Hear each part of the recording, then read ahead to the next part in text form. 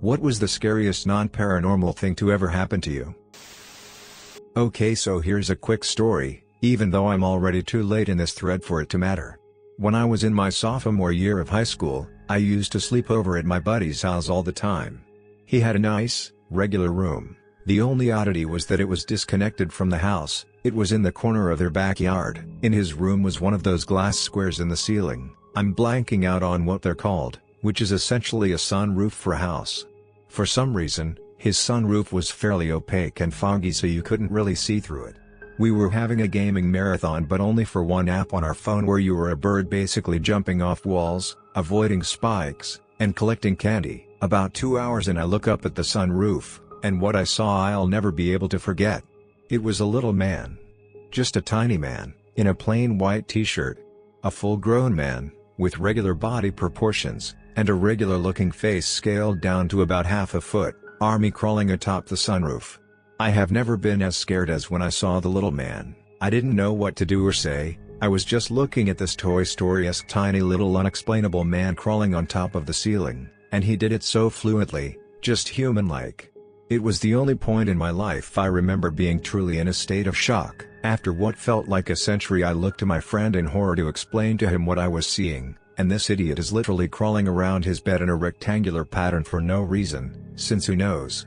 Literally crawling back and forth around the corners of his bed on his elbows and knees for no reason at like 3 in the morning. I check for the little man again, and he's doing the same. I check my friend again, still crawling. Same clothes, same crawl, same lack of reasoning, and I realize what's happening. The sunroof was reflecting my idiot friend being an idiot at 3 in the idiot morning. All in all, it's not so eventful a story. I'll just never ever forget the 15 or so seconds I was watching the unexplainable, maybe alien, crawling on the roof of my buddy's home in the nothing hours of morning. I don't think I'll ever experience that feeling again. Such confusion and fear and curiosity and everything all at once. I didn't have an idea what was happening. Anyway, all my friends call that the little man story, and it's become a bit of an urban legend in my little group. My friend has a story where when they were young, he and his brother would sneak onto this other man's land at night and fish out of his man-made pond/lake that he kept stocked with fish. Needless to say, every time they snuck there to fish, they were anxious and worried about getting caught. Well, this one clear night while fishing, my friend looks over the side of the boat and sees somebody in the water several feet down staring back up at him. Of course he screams like a little girl, and they both freaked out and got the hell out of there shaking and scared. My friend kept telling his brother that he definitely knew that he saw a person under the water and wasn't sure what it could be because he saw it move slightly, so he didn't think it was a body, but maybe his eyes were playing tricks on him and it was indeed a body. So finally they sneak out there during the daytime to try and find out what was going on, and it turns out there was a big piece of broken mirror sitting at the bottom of the water. He had seen his own reflection when looking over the side of the boat. When I was a kid, we'd go to these beach cabins in Maryland, right by the Chesapeake. They were small, rustic ordeals with basic comforts, nothing fancy like TVs or air conditioning. 2 bedrooms and a cot in the kitchen, and my siblings and I rotated on the cot so that no one got too sore from it. A small tradition was that my mom and I would have a hot cup of tea before bed, in our summer jammies, and just our way of relaxing while everyone else went off to read or listen to music. Well, one night I was settling onto the cot when she picked up the tea kettle to fill it. Out of the corner of my eye I see her flinch, then say in a steady voice, "What are you doing there?" My head whipped over to the kitchenette, to see her looking out the window. Then she jumped back and started screaming for my father. Somehow he knew shit was getting real, ran from the back bedroom and barely paused to see my mom point towards the left side of the house. He burst out the door and towards the left of the cabin. I'll be the first to admit I ran like a mother effer and baseball slid under my parents' bed, because damn it, I was 10 and that's what kids do when they're terrified. I still remember the smell of the old wood and the feel of my teddy bear shielding me from whatever the hell was happening. I remember seeing my 14-year-old brother, then a medium-ranking karate student, following my dad out of the cabin at full speed. The rest of the story is an amalgamation of what I heard and what my family filled in for me. My father, a former Army sergeant and MP with a Bronze Star, managed to tackle the guy that had been peeping into our kitchen window. He put him in an elbow lock face down on the ground, my brother standing sentinel over both of them while my mom ran to get the cell phone we'd bought just 2 weeks earlier. This was in '95 when those suckers had cords and everything. While my mom called 911, I remember hearing the guy talking. He was saying things like the Ouija board told me.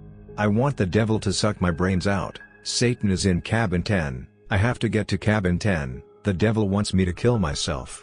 And so on. We were in cabin 3, over half a mile from where he apparently intended to meet the devil. My dad kept a grip on him for probably a good 15 minutes until the cops showed up. The first thing out of the one's mouth was, Jamie, when they let you out, he'd been released from jail just 2 weeks earlier, for arson. You know where he was standing, when my mom was at the sink in the kitchen. Right beside the propane tank. Flipped a boat once. Went underwater. Instant panic. Shit's messed up. You're underneath the boat. This is bad. You're gonna drown. No you're not. Stop. Stay calm. Find which way is up. Look at the bubbles. Go up. Surface. Breathe. Hold onto the upside down boat. Check for your friends. Everybody's okay. I think we just lost the engine. Who cares, everybody's okay. Here comes help. Man, we're kind of embarrassed. We're alive. Flipped a boat though. So when I was little, about 9 or 10, my brother and his friends plus me went to a restaurant. We all decided to play tag outside the restaurant. This was after dinner, so it was sorta dark outside. I was running laps around the restaurant. There was this car parked in front of the restaurant with a guy sitting inside it, about mid-30s I guess. I didn't think much of it and kept running. I run another lap and he's getting out of the car. Another one and he's right in front of me. I turn to get out of the way but he jumps in front of me and yells gotcha. He misses and I run away from him, laughing. I go inside and go to the bathroom. But when I come out he's not there anymore. I never knew where he went. I grew up in a little village in the middle of nowhere, surrounded by fields. I would often walk my huge wolfhound pretty late at night, that way I avoided the dog owners who were scared of my pup. So one evening I was walking up the hill to the church with my friend and my dog. All was well, we had a torch with us, it was a late summer evening, and chatting away as usual. Going around the corner towards the top of the hill, I shone the light ahead to see if there were any foxes or such. The light reflected off of the van, which was completely invisible before. It was half in the bushes and with no lights on. We paused for a second, turning the torch off, then the van turned on, hearing a strange splutter and the headlights came on, pointing down the hill towards us. We panicked and started to run down the hill, unable to get to the fields on either side by the hedges. The van started to play music, typical chart stuff, really loud, driving directly towards us, getting faster. We ducked into a hedge, lay on the floor, and waited. My dog was going crazy, growling and snarling. Wolfhounds are incredibly sweet and I've never seen him act that way before, or since. We waited an hour in the mud. I called my dad to come meet us, and he heard the van driving past us again and again, just going around in circles. I have never been so relieved to have my dog, and my dad walk me home. I grew up in a little village in the middle of nowhere, surrounded by fields. I would often walk my huge wolfhound pretty late at night, that way I avoided the dog owners who were scared of my pup. So one evening I was walking up the hill to the church with my friend and my dog. All was well, we had a torch with us, it was a late summer evening, and chatting away as usual. Going around the corner towards the top of the hill, I shone the light ahead to see if there were any foxes or such. The light reflected off of the van, which was completely invisible before. It was half in the bushes and with no lights on. We paused for a second, turning the torch off. Then the van turned on, hearing a strange splutter and the headlights came on, pointing down the hill towards us. We panicked and started to run down the hill, unable to get to the fields on either side by the hedges. The van started to play music, typical chart stuff, really loud, driving directly towards us, getting faster. We ducked into a hedge, lay on the floor, and waited. My dog was going crazy, growling and snarling. Wolfhounds are incredibly sweet and I've never seen him act that way before, or since. We waited an hour in the mud. I called my dad to come meet us, and he heard the van driving past us again and again, just going around in circles. I have never been so relieved to have my dog, and my dad walk me home. I have a very sweet golden retriever who pretty much loves anyone he comes into contact with, a very golden trait. I was walking him one day on an old rail trail. It was near the start of the trail, where there are still businesses and houses. Anyways, there were two guys standing off to one side of it.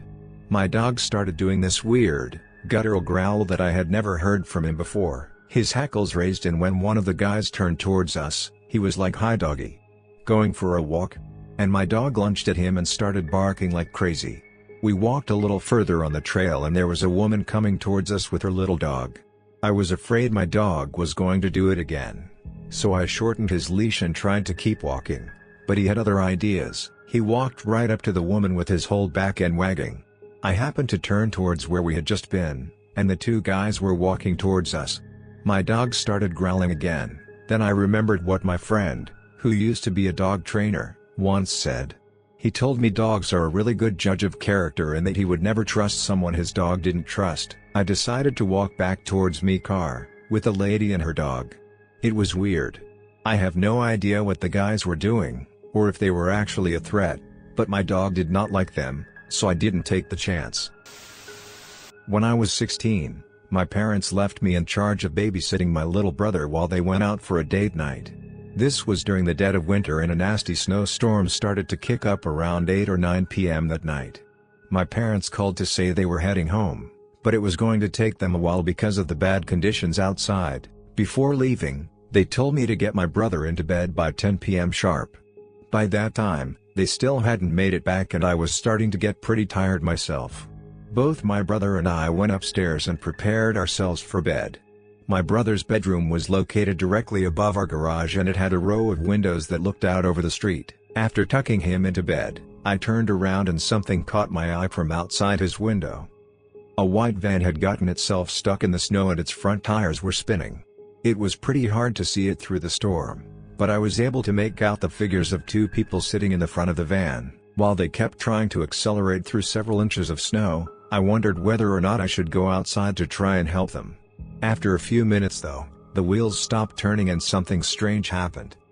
The whole van started shaking like crazy. Through the driver's side window, I could see these long strands of dark hair thrashing around violently in what appeared to be a struggle between the two people inside. After about 30 seconds, however, the van stopped moving and everything seemed to calm down. Here comes the creepy part. I see this guy step out of the van from its back doors. He's holding a big shovel, but instead of walking over to clear the snow from his tires, he starts walking away from his van to the other end of our cul-de-sac. I tried my best to keep eyes on him, but eventually he walked too far away and was no longer in my line of sight. Despite this, I kept looking out the window because I knew he would have to return at some point soon. The neighborhood was a dead end and there was nowhere for him to go. Surely enough, after a couple of minutes he appeared again and seemed to be looking around at all of the houses in the neighborhood before making his way back to the front door of his van. He took his shovel and quickly dug a path for his front wheel, and what happened next gives me chills to this day. He turned around and was staring directly at me. All of the lights in the bedroom were out, so I thought there was no way he could see me from outside. But somehow, he did. He then lifted his arm and slowly dragged it across his neck in the cutthroat gesture, all while never breaking eye contact with me. He opened the car door, stepped inside, and drove away. That was the last I ever saw of him. Came home around 11 p.m. after hanging out with my friends. I was halfway through changing into my PJs when I heard a light tapping noise on my window pane.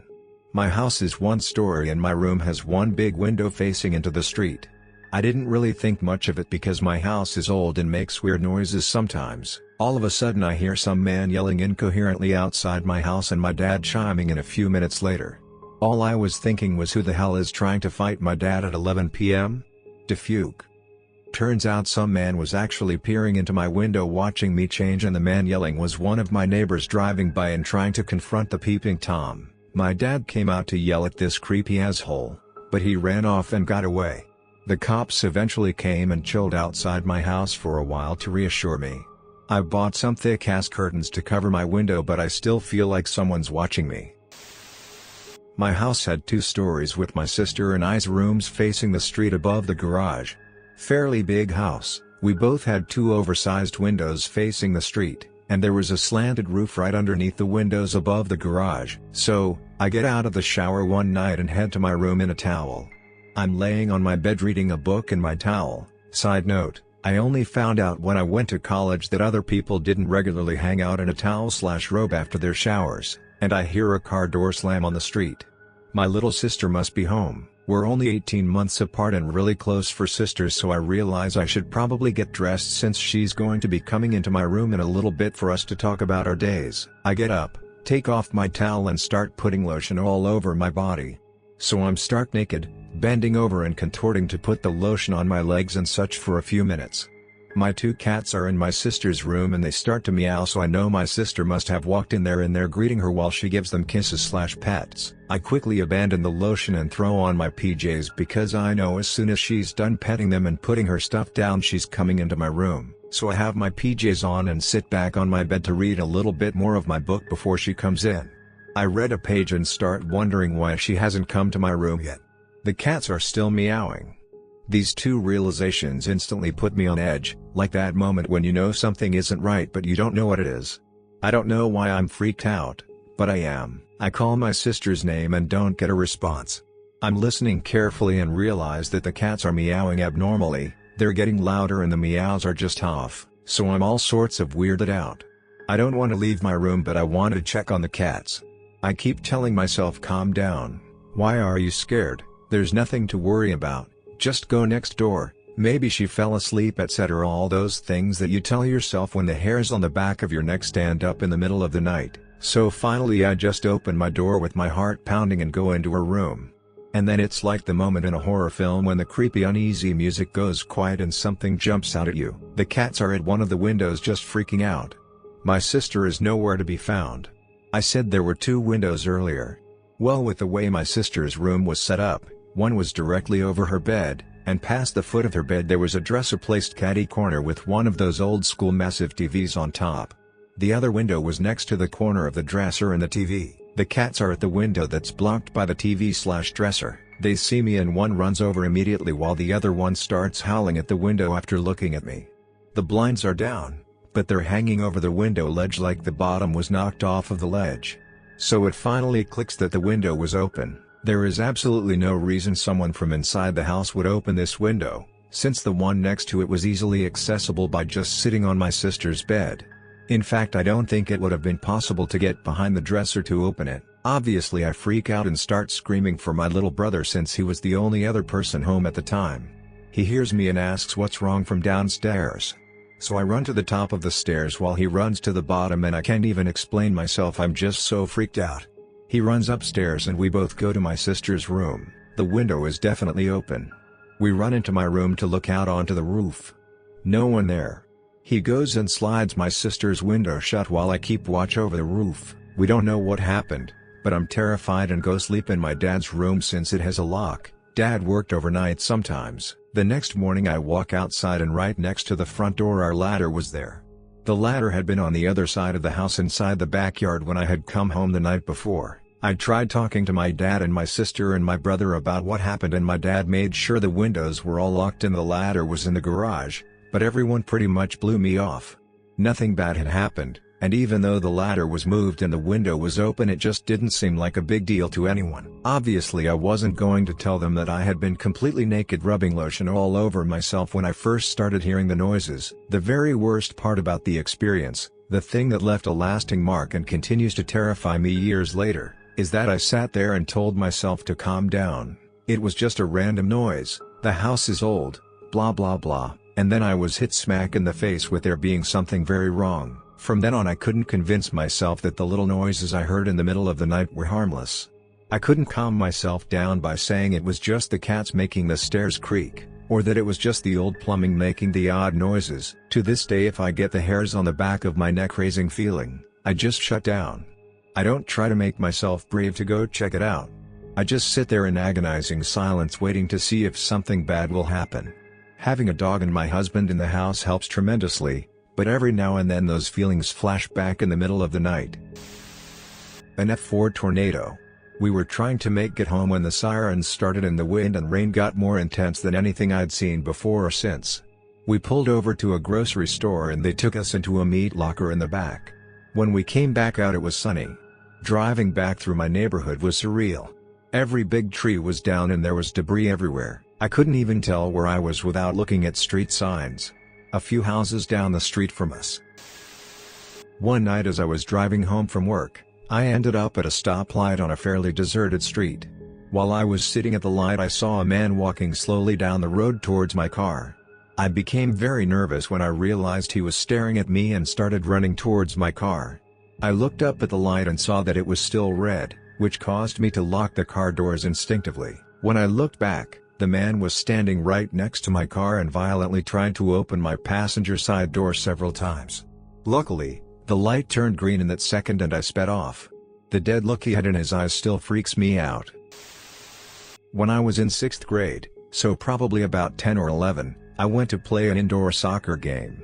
I was playing in a league against 14 or 15-year-old kids, so they were considerably larger than me. Anyway, we were playing the game, nothing out of the ordinary, when the next thing I know, I am waking up on the floor surrounded by EMTs and parents.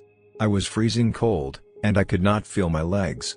Everyone was standing around me, crying and in shock, and I was very confused. What had happened was that, this kid who was playing goalie ran all the way up to the halfway line, where I had received a pass. He proceeded to pick me up, and powerbomb me onto the floor, which was essentially concrete with a layer of carpet over it. I landed on my head, was knocked out cold, had severe concussion, and started having full-body seizures, think possessed by the devil. Apparently the guy just stood over me, laughing like a maniac.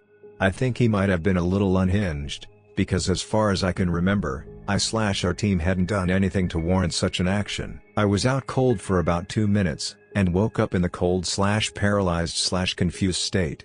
I think I was in shock. An ambulance took me to the hospital, had me stripped down and prepared for a CAT scan, and all I could think is, damn it, why did I have to wear teal-colored briefs today? They did the scan and thankfully found no brain damage.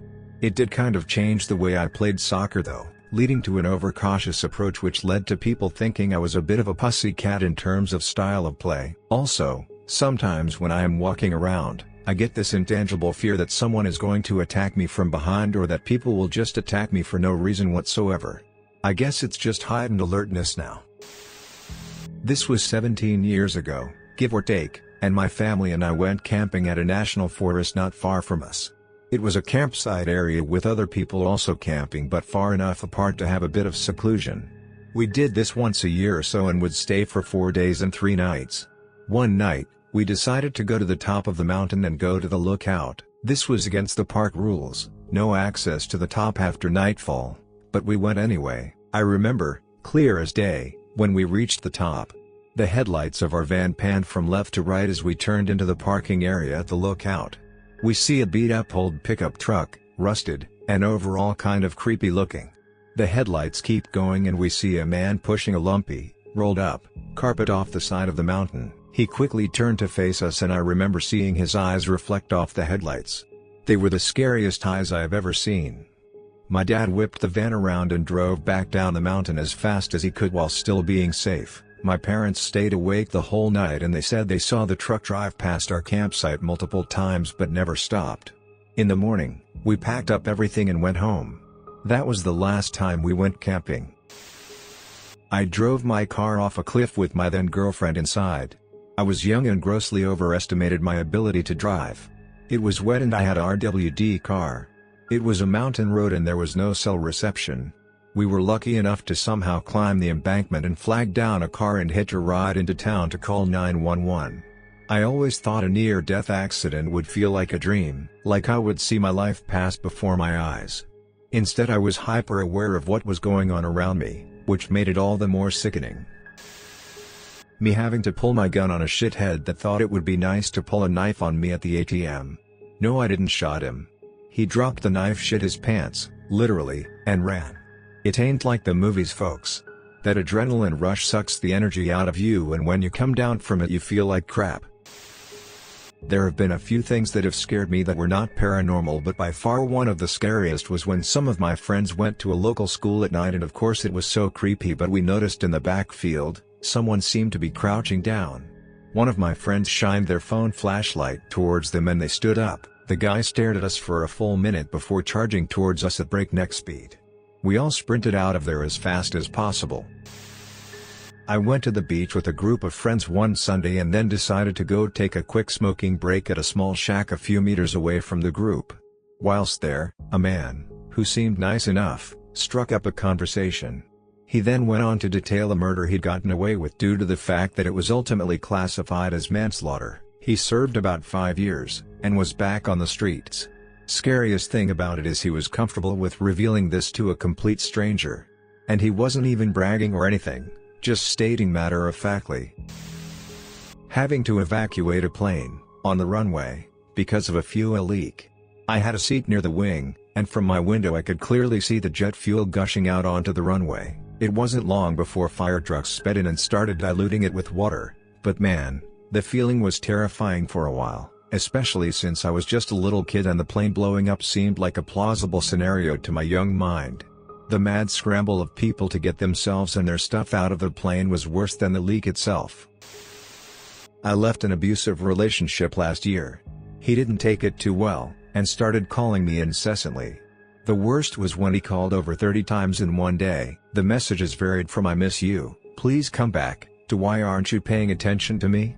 / "Why are you avoiding me" calls, to "I'll only be happy when you stop breathing." He also texted and called my mother, saying she would never see me again. There were a few really scary ones that day. One of those, I was at my sorority house when he called me, drunk and crying. He demanded to know why I broke up with him, but I didn't want to say why in front of a bunch of our new members, so I said, "You know why?" He responded that I should have a good time at the sorority house. I hadn't told him where I was. The next unnerving call was definitely the scariest. I was in the Modern Languages building when I got another phone call, so I took it outside and walked around campus for a while. During that 90-minute conversation, he told me he had a gun to his head, and I needed to come over to take them from him. I had this sense of dread come over me, and I just knew that I shouldn't come over to his house. I pleaded with him to please just meet me in a public place, told him my car was broken down and I was on the other side of town and couldn't walk to him. During this fiasco, I ran into my friend's husband. Friend is a social worker, her husband is retired Air Force. I motioned for him to come over while I attempted to de-escalate the situation. Once I was off the phone, and I called the VA's suicide hotline and reported my ex. Ex is an infantryman in the National Guard. They handled him from there, and my friend's husband took me over to his friend's house. They helped me pack a bag at my place, kept guard in case my ex showed up, got me to a safe place for the night, and helped me set up an appointment with the campus victims advocate and Title IX coordinators. The Title IX coordinator is terrible.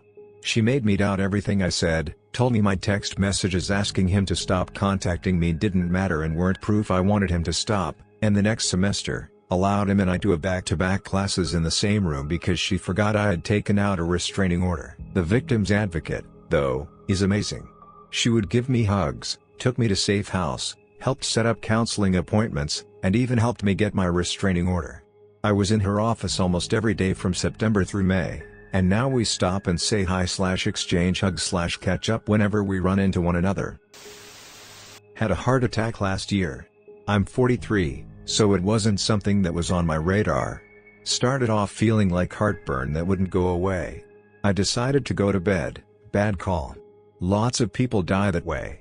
Within minutes I couldn't breathe, was freezing cold and pouring buckets of sweat and felt incredibly dizzy even though I was lying down. My wife came in, took one look at me and called 911. The scariest part was the ambulance ride. I was in so much pain and couldn't catch my breath at all. Didn't think I was going to make it. Ended up having a 100% blockage of my right coronary artery.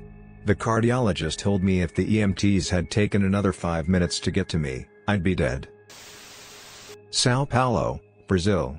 A few months ago. Was on my car waiting for the semaphore to go green.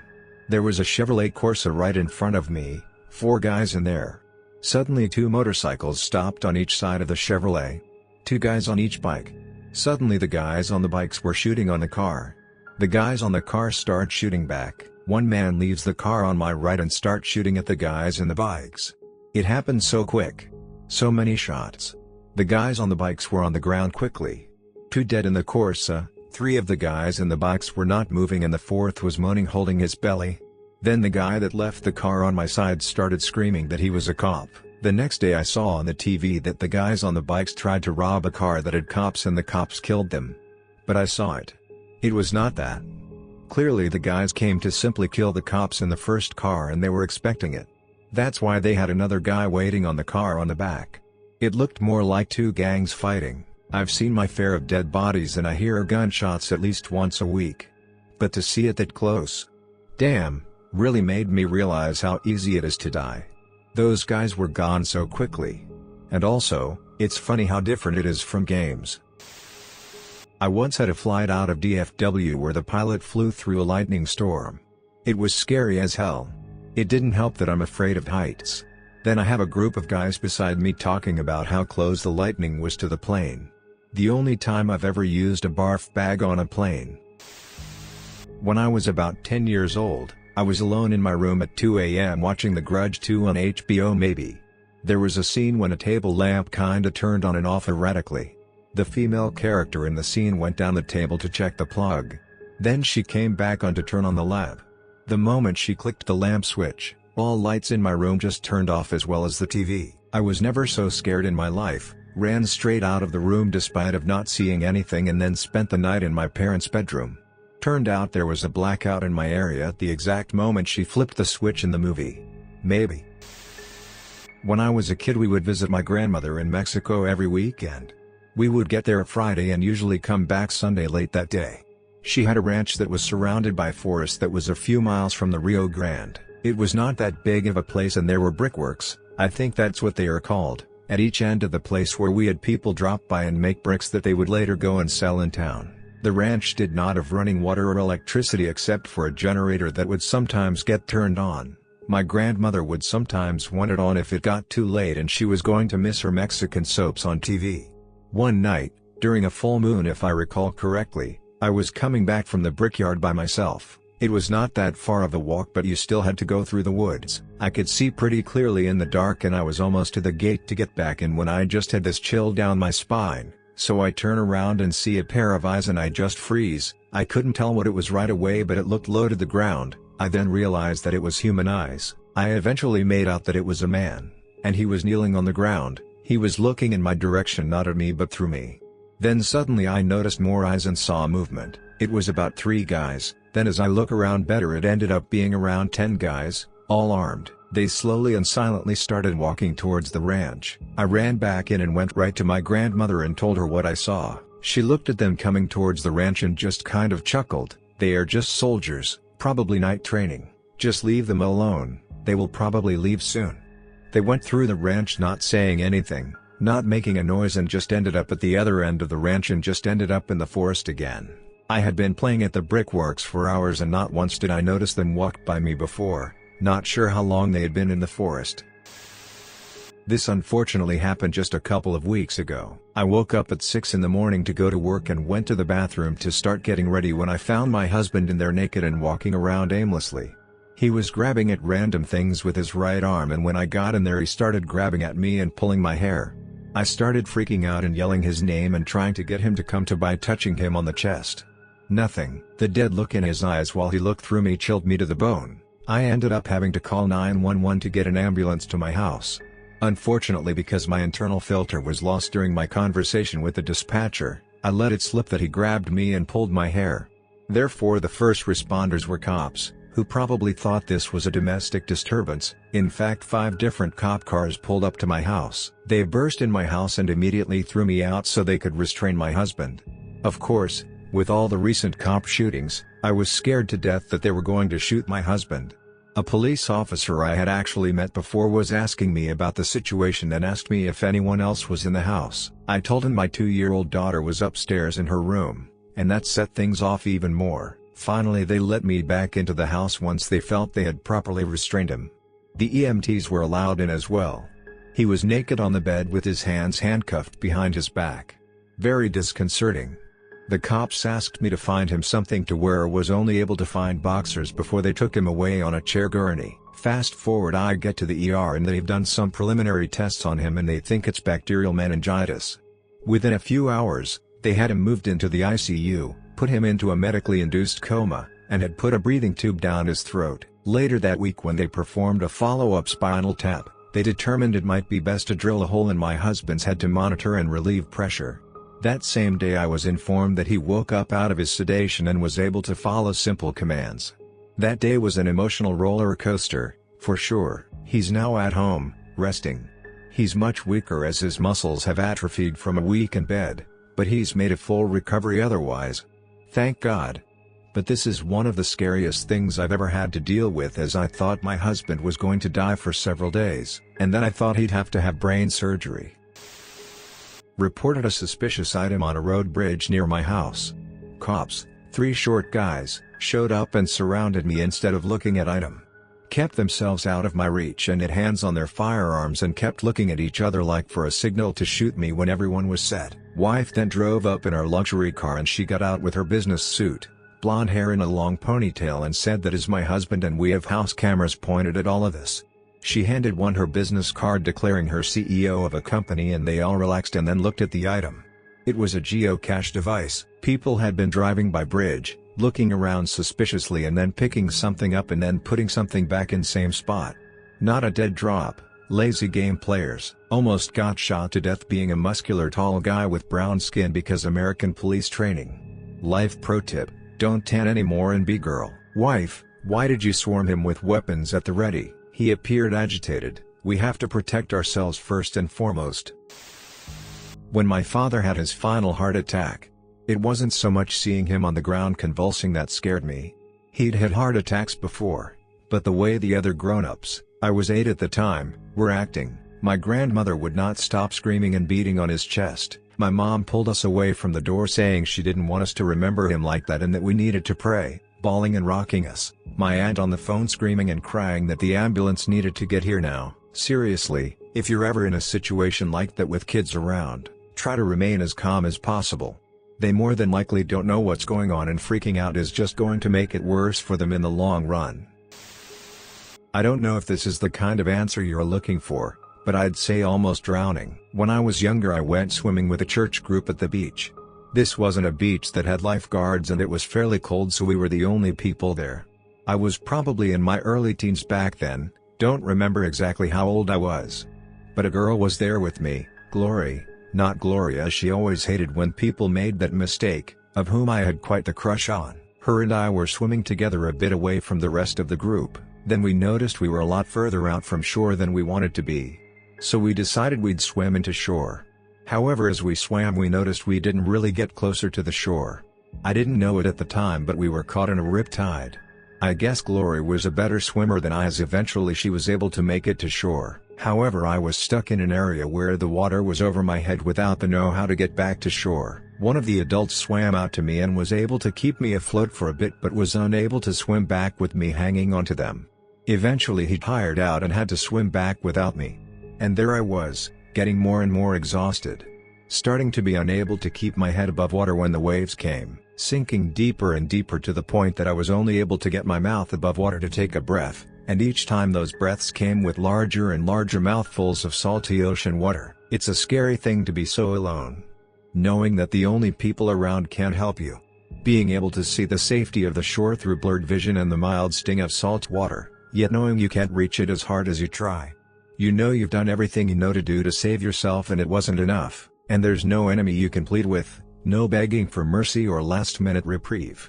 It's simply water around you. It cares not for your plight, it doesn't even know you are there.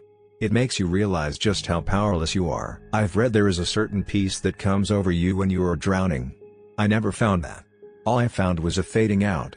At the end, as I was struggling to get high enough for every saltwater-filled breath, there is panic each time as you're not sure how close to getting your mouth above water you are. As I got to the point where I wasn't even really getting air, I didn't find peace so much as I just faded out. Reality gets kind of blurry.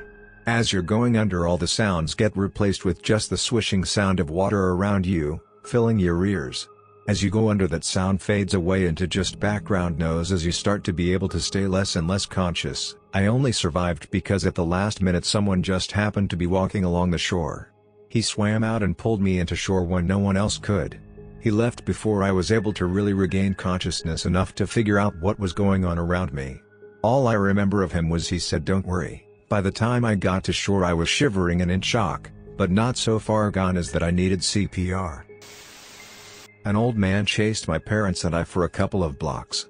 Back then I was quite a nervous boy and I had, and have, TBH, a paralyzing fear of homeless people and strangers harassing me. which sometimes it's just as simple as one too many seconds of talking to me. Okay, so my brother was going through a bad patch, divorce, drinking a lot etc., and had moved back home with me and my mom and dad. I'm sitting in the front room at around 12 a.m. or so. I'm at the computer. Directly behind me is the front room door, and further back is the stairs going up. I'm using the computer like normal, when I feel a sudden chill down my spine. I turn around and he's just standing there towards the top of the stairs, but low enough for me to see his eyes just staring coldly. I shit myself, said "What are you doing?" and he didn't respond. He didn't speak, he just stared for what felt like 5 to 10 minutes. He did not blink. He did blink at the end, then just went back upstairs. I just convinced myself after he was just drunk, but I did genuinely feel scared in my own home. I've done work all my life that put me into situations that could be dangerous. I was in land surveying for most of my adult life and in the 2000s went back to something I specialized in, doing studies for engineering of new state road projects. That was probably the most dangerous work I have ever done and hands down more dangerous than wildlife encounters surveying in the woods. We had to get measurements that involved standing on the lane lines of busy highways. We were not allowed to close the lanes. All we could do was put out signs warning we were out there. I don't have any specific stories worth recounting except for the last day I did it, but there were times when inattentive drivers came at me and I closed my eyes bracing for the end and they somehow saw me at the last second. I was a field supervisor and the rodman or the most inexperienced guy was the one whose job it was to go stand in traffic. Being the supervisor, I often went with them. Because they have to concentrate on some things about the job, it helps to have extra eyes on the traffic. I ended up having anxiety issues because you tend to have raised adrenaline levels from the close calls which eventually just happen because you were out there doing the work. With me, that ended up causing me to have a hair-trigger temper. Add to that because of the boom years in Florida our entry-level people often had substance abuse issues, and our management was not responsive to us complaining about the substance abuse problems. One day during lunch my rodman thought it would be wise to pop a few pills then go work in the road. I did not realize it at first and him staggering around and acting stupid almost caused a group of cars to wreck. Brakes screeching, cars abruptly changing lanes. I got him out of the road then screamed at him for 15 minutes. The whole incident ended up with us both being fired. Only time in my life I have ever been fired. And I was wrong for losing my temper. But holy crap, what sane person does oxy and thinks it is okay to work in traffic? I ended up filing for unemployment and first was denied but requested an administrative hearing. It was done by a telephone conference. Both sides laid out their case and I ended up being given the unemployment. I was totally honest and had written out an account about the dangers of the work, the problems with them hiring and blowing off me complaining about substance abuse on the job and how much more dangerous it made the situation. And I admitted to being under extreme stress and losing my temper. The company made the mistake of involving an HR person from the corporate office who came off as a moralistic idiot with no idea of the dangers of the job.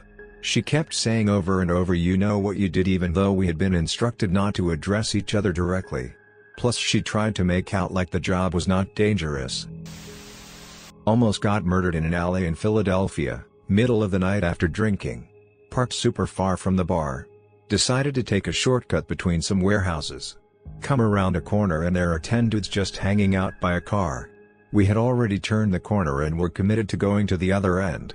There are lots of warehouses, all connected by 12 high barbed wire fences. The guys behind us are following, and saying random shit. Heart is racing.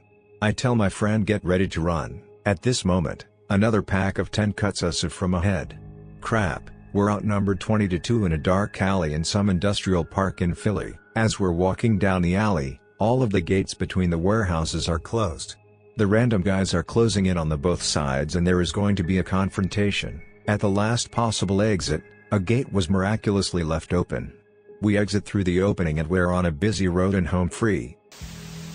When I was 5 I grew up in a part of town that was still nice in the late 90s, but there was one lady in my neighborhood who was insane. One day I was playing with some kids on our street who were a little older than me. One was 6 and the other was 8. We would play close to our homes since they lived adjacent to me and they had their older sister watching us all the time because next door to me was this old lady who hated kids. And when I say hated I mean she really fucking hated kids. She would never do anything to us if we were playing outside, but this day our alien flying disc lands in her yard. I never knew about her up until this point, so I didn't mind getting it. I opened her gate door and run to get the disc. And then I remember having the feeling of cold metal on my head. The older sister across the street bolts over and starts screaming at the old lady, asking what the hell is she doing. I turn around and she has a shotgun pointed right at my face. She looks at me with the crazy eyes and said to me, "Get away from my house." I cried, to say the least. It wasn't the shotgun that scared me, but more of how scary she looked. She looked like the Crow witches in Skyrim pretty much. My dad ran out, picked me up and took me home, all the while cussing and threatening the old lady. Cops came in after that. I never saw her out. I ended up finding out years later that she had a few felonies and was writing off money from who knows where, and was known in Phoenix to be a crazy old lady. A few years ago I was eating at a restaurant with a few friends. Our table was seated next to a window that went floor to ceiling with divider between the two.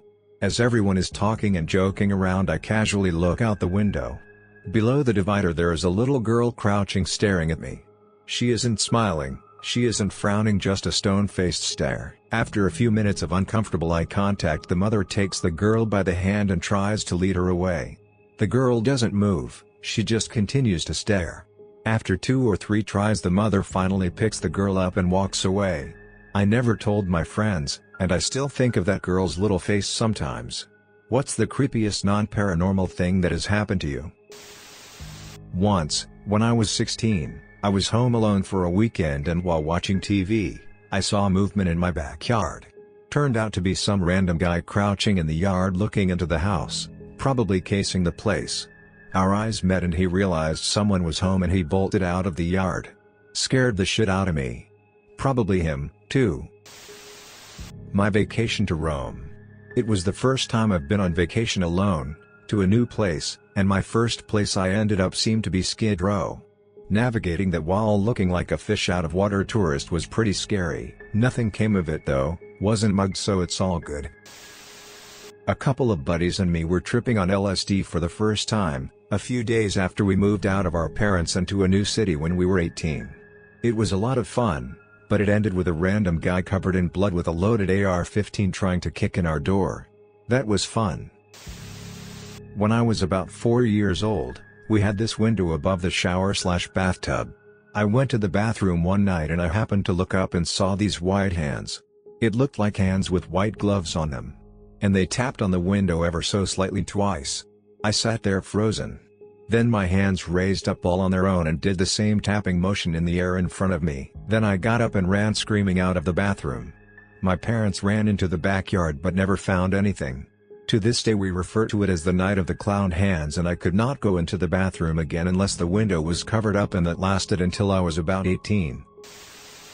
I was going round a roundabout in winter one time, and my car decided to keep turning. Almost 2 full turns later and I came to a stop. Luckily it's a fairly empty area, so no other cars came around the roundabout. But it was terrifying to lose control of my car in that way. The time I spun out on a busy highway, I was driving back from a months-long summer job with half my life in the car. I had an unsecured mini fridge in the back. At one point I tried to switch lanes, and someone zoomed right up out of my blind spot, so I swerved back. Except when I swerved, the fridge tumbled into the window and broke it. It felt like I'd been hit. I swerved again, and then lost control of the car. Brakes did nothing. He spun a full 360 degrees on the highway with tons of cars bearing down on me full speed. By some miracle, I got control of the car again and I was able to pull over. At the time I had broken my cell, I dropped it twice, so when it was happening all I could think was, of course this is how I die. Don't even have a phone to call mom and dad. Of course. Seeing those cars speeding towards me, I was just absolutely certain I wasn't going to make it.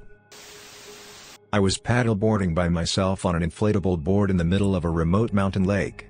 It was a windy day and the water was very choppy, making for a wobbly ride standing up. At one point I felt something very large hit the bottom of my board, causing me to fall down. Thankfully I didn't flip into the water. There were a ton of bubbles coming up from the back of my board and I thought it might have popped. I sat still for a few minutes, didn't appear to be sinking, and made my way back to shore shortly after.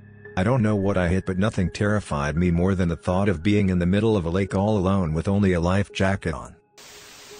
There was a really intense storm one summer and lightning was being thrown around like it was Thor's bachelor party. Suddenly I felt every single hair in my body stand on end. I could feel tingling in my entire body and I thought I was going to get struck for sure. No one else felt it, and my mom only halfway believed me, so I ran and took shelter in the basement for the rest of the evening. I woke up and could still feel my skin crawling the next morning. It was the first time I felt truly afraid for my life. When I was younger, a house burned down a couple of blocks over from where I lived. I was around 14 at the time, so naturally me and my friends went to go explore it, and we ended up walking all around the house. There were no cars outside and the place was unlivable, so we felt that nobody was there. But nevertheless the aura of the place felt off, like we could sense somebody breathing somewhere close. It was a weird feeling, but regardless we sat down and started smoking a blunt because that is what stupid teenagers do. After the newness of the place wore off and we were leaving, my youngest friend went over to a small utility closet to see if there was anything we could loot, and instead found a friggin' sleeping meth head in there. Like, the dude looked like a zombie. He was just sleeping, sweating and holding a needle in his hand. His legs were sprawled out in the shape of a V and his crack spoon or whatever was next to him. He was very faintly snoring, but we dipped. It was the middle of the summer in Texas, so I hope he didn't die. Whitewater kayaking. Got flipped over and sucked out of my kayak in freezing water, Kern River. When this happens, under a waterfall or drop-off, it is sometimes called a keeper. They don't find you until the water level drops. You just stay under and tumble forever. I got lucky and somehow popped out after I quit struggling. Walking into a public bathroom, feeling my jaw drop and watching vomit fly across the ROM, through the stall door, all over the toilet and wall behind. Had the sense of experiencing it and seeing it happen in third-person perspective all at the same time.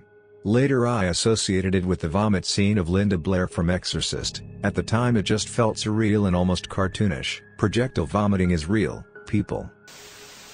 When I was probably a sophomore in high school, a group of friends and I went to this supposedly scary/haunted bridge. Don't worry, not paranormal. We get out of our car after parking the car in the street because this street was very thin. Gravel, one car wide, in the woods. All of us kinda hang around, checking this spooky place out until we notice a car turn in onto the road we were on, as it's Ohio and the land is flatter than a piece of paper. We decided to get in our car and drive off because the car was just parked in the middle of the street. As we're going further and further down this street into the dark abyss, past midnight and rural area so few lights, this car goes faster and faster, tailing our car pretty closely. The driver notices this and speeds up, but the car behind us speeds up with us. At this point we're going 80 miles per hour on this dark road. Any animal/human can jump out in front of us, and this car is so close this person was probably only 2 feet from our back bumper to his/her front bumper. This pursuit continued for a total of about probably 1 minute, and they stop, turn around, and go back. In the meantime, I was in the back seat, so I made note of their license plate and details of the car. We were all scared shitless and we drove back into town. We stopped at a gas station to get gas plus refreshments, and what do we see? The same car. We noticed that since it's late, our cars are the only ones here, and his/her car was empty. When we enter the gas station, there are 2 dudes at the register buying some snacks, and we confronted them about chasing us. They just break into laughter and explain to us that they heard that one of their friends was taking a girl there and was planning to scare the shit out of them, and turns out we fell victim to their prank just because we were there at the wrong time. At the time, I was extremely scared, but now I'm glad we can look back on it and laugh, as well as getting a good story to tell from it and no lasting psychological effects. When I was probably a sophomore in high school, a group of friends and I went to this supposedly scary/haunted bridge. Don't worry, not paranormal. We get out of our car after parking the car in the street because this street was very thin. Gravel, one car wide, in the woods. All of us kinda hang around, checking this spooky place out until we notice a car turn in onto the road we were on, as it's Ohio and the land is flatter than a piece of paper. We decided to get in our car and drive off because the car was just parked in the middle of the street. As we're going further and further down this street into the dark abyss, past midnight and rural area so few lights, this car goes faster and faster, tailing our car pretty closely. The driver notices this and speeds up, but the car behind us speeds up with us. At this point we're going 80 miles per hour on this dark road. Any animal/human can jump out in front of us, and this car is so close. This person was probably only 2 feet from our back bumper to his/her front bumper. This pursuit continued for a total of about probably 1 minute, and they stop, turn around, and go back. In the meantime, I was in the back seat, so I made note of their license plate and details of the car. We were all scared shitless and we drove back into town. We stopped at a gas station to get gas plus refreshments, and what do we see? The same car. We noticed that since it's late, our cars are the only ones here, and his/her car was empty. When we enter the gas station, there are 2 dudes at the register buying some snacks, and we confronted them about chasing us. They just break into laughter and explain to us that they heard that one of their friends was taking a girl there and was planning to scare the shit out of them, and turns out we fell victim to their prank just because we were there at the wrong time. My friends and I were walking to the mall in middle school and decided to jump an iron fence. You know, the kind that look like long iron spears sticking out of the ground. We didn't have to jump it, we could have totally went around.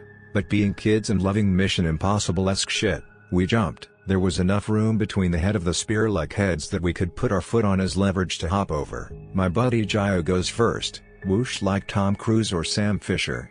He even calls it, "Look dude, I'm splintering the cell dude." Me and Mario talk, "We should jump in unison." "Yeah dude, on 3. 1, 2, 3. I hop and I'm now in the air, but I'm not going forward. I'm going up. Oh god. I'm going to get impaled. I start to come back down, fully expecting a spear up my butt. Then, I start flying forward, then head first. I'm going to eat concrete. Shit. I shield my face on the way down. I never hit. I'm dangling from the spike by my pant leg, and my friends are laughing so hard. I deemed that pair of pants my lucky pants and wore them religiously. I lived alone and decided to step out for a smoke when I was 23. As I stood on the sidewalk, 2 men my age, maybe a few years older, were approaching. As they came nearer to me, they stopped and began circling me like sharks, and they were super close. Like I could have touched them if I reached out to them. They were clearly invading my bubble. I completely ignored them, never making eye contact, and pulled out my phone after they had made a couple of passes, and called a guy friend. I was still ignoring them, and talking enthusiastically to my friend. They got bored after that and walked away. I also used to go running at this park. I never liked to go when people were there, so I either went in the middle of the night, or the middle of the day, regardless of the heat. I noticed a guy in the distance, and I realized his pants were down around his ankles and he was jacking it. Like, the weirdest thing I do is I give beachy monologues in my car to people that I might need to talk to in the future, and I don't care who knows it. If you do weird things that you wouldn't tell other people, you're obviously a deviant and might want to reevaluate your choices. I doubt this guy would tell people he likes to go pleasure and expose himself to runners. Maybe I am late, but once when I was little I heard a conversation between my old uncle and one of his friends. I was sure that his friend said that he killed someone. I said that to my aunt. She said that I imagined everything. I hope she was right. When I think about it, I find it creepy, even if I am sure that it was my imagination. This is not the only creepy experience I had in that place. If you made it to the end of the video, thanks for watching. Don't forget to like, subscribe and share, and we will see you in the next video.